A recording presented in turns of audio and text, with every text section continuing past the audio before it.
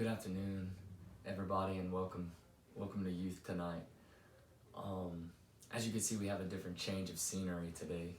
We're actually in my home where I live, and you look around and you actually realize that we're actually in the playroom. But the reason behind why we'd be in the playroom today is because I wanted to kind of push back a little bit to my past. And I understand that this isn't the home that I actually grew up in as a young child, but as I started to move into this house in high school, I took some of my things with me, obviously, and one of those things that I took with me was one of my favorite toys growing up. It was something that I would catch myself getting lost in time as I would be going and playing with it, and something I fell in love with. And I just loved the whole sense of what it was, the aspect of having a block and being able to take one upon another and being able to build it into something special, something unique. And if you haven't realized by now, it would be Legos. And I don't know if any of y'all really played Legos growing up, or if there was everybody that played Legos growing up, but I knew one thing, that this right here was my favorite toy, was the favorite thing that I ever got to do during my early childhood. And why would that have any type of substance tonight? Well, as we start to dig into the Bible today, we start to realize that we're going to take a look at some people that kind of had a special, unique gift. And you see, their gift was that they wanted to build.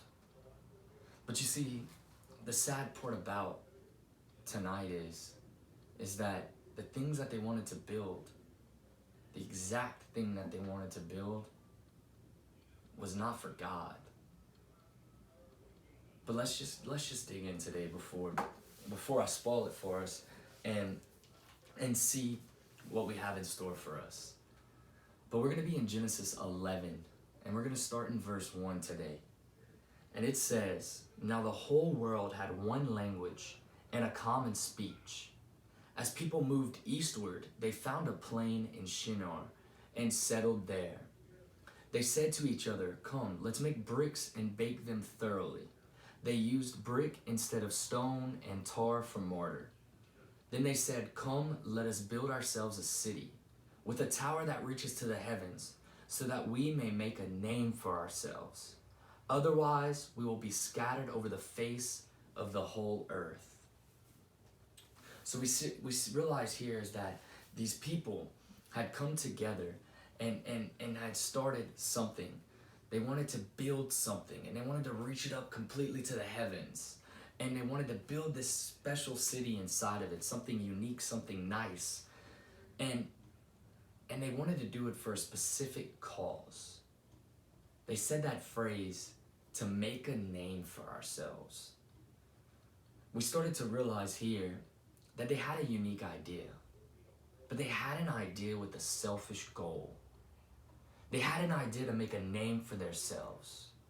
And if we now fast forward to today, and we look into how this could be in modern time, we start to realize that no, we're not trying to make a building or something that reaches to the heavens, but the way they said they want to make a name for themselves kind of hits at home.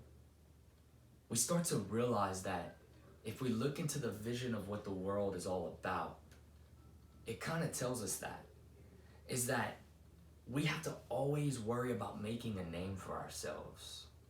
We start to realize that if we don't make a name for ourselves early on in life, if we start to realize that we are a person without a name, then for lack of better terms, we tend to be nothing. We tend to be nothing in the eyes of the world. And then sadly, in truth, that's how it feels. We start to realize that if we don't find our niche, if we start to realize that if we don't find something that's going to make us some type of great in the eyes of the world, we start to realize that we tend to be a failure. And that's the thing that they wanted to do. They wanted to make their mark. They wanted to make a name for themselves. But why is this bad? Why would this not be a good thing that they want to build? Well, let's keep going and we can realize why this would be something that's not good. And it says in verse 6, and the Lord said, if as one people speaking the same language, they have begun to do this, then nothing they plan to do will be impossible for them. Come, let us go down and confuse their language, so they will not understand each other. So the Lord scattered them from there over all the earth, and they stopped building the city. So we start to realize here that God had a different plan for them.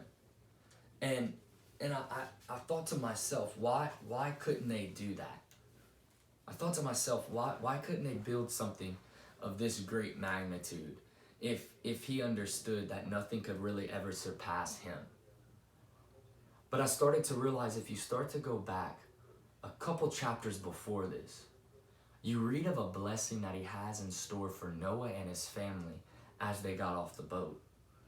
And you can find that blessing in chapter 9, verse 1, where he says, then God blessed Noah and his sons, saying to them, be fruitful and increase in number and fill the earth.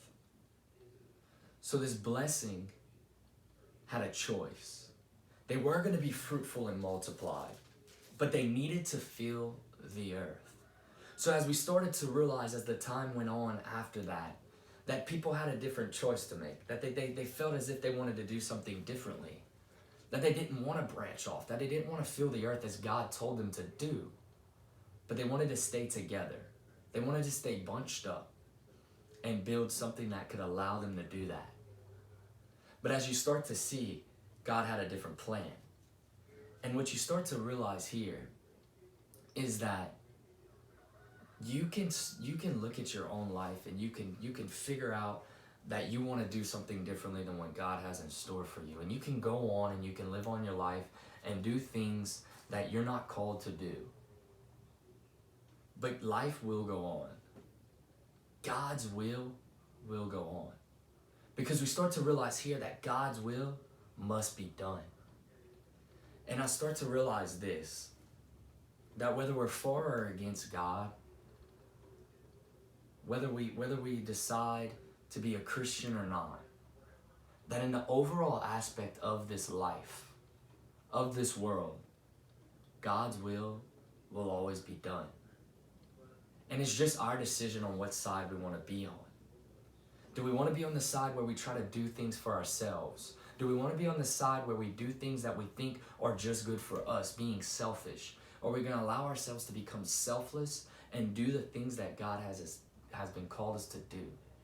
Be on the path that God has in store for us. Be with the people that are selfless as us, that have the common goals that we have for God.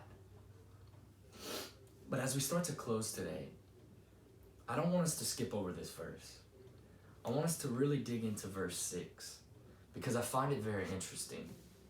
And it says, and I'm going to repeat it again, the Lord said, if as one people speaking the same language, they have begun to do this, then nothing they plan to do will be impossible for them. We start to realize this, that nothing that we plan to do is impossible if we have the will of God with us.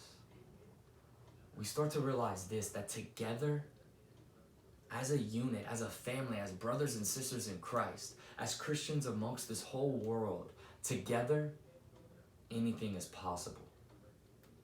But it has to be an idea with a selfless, God-centered goal. But we start to think of this. If the world is calling us to find a name for ourselves, then how can we be successful? Well, in the eyes of the Lord,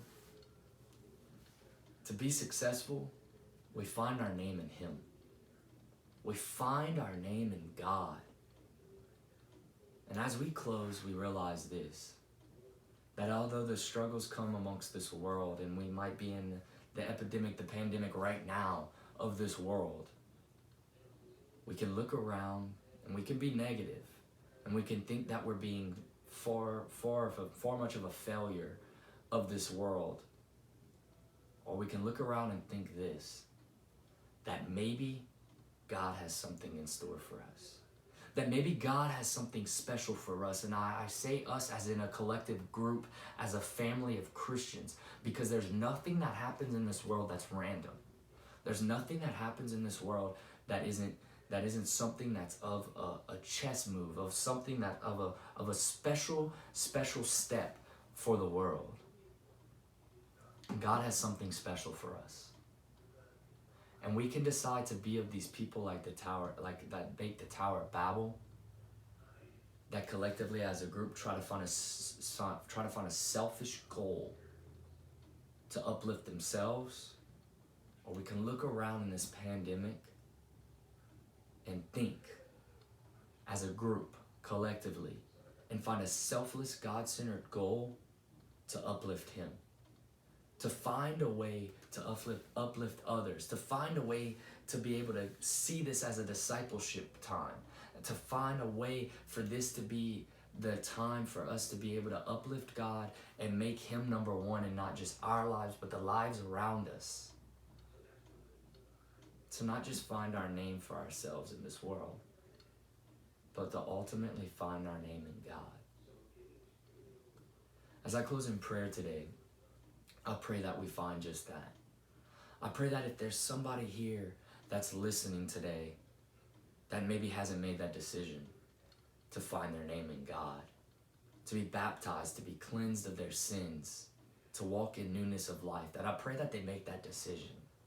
I pray that for those that have made that decision, that may have stumbled upon struggles or may have found themselves in a hole, that they can dig themselves out of it, not by themselves, but by the power of God. I pray that together, as a group, we find a way to uplift God in every facet of our lives, from today, from tomorrow, and from on. But we only do that when we collectively find ourselves as a group making the same decisions. I thank y'all for listening, and let's close in prayer. Dear Lord, thank you for this day. Thank you for allowing us to come and learn more about you, Lord. I pray that as we go forth throughout our lives, that we can find that our names are in you, that our decisions are in you, that we find that the decisions that we make, the goals that we make are selfless and God-centered instead of marked around what we think is best for our lives, Lord. I pray that you constantly keep us on the right path and that you direct every step that we take. In Jesus' name I pray.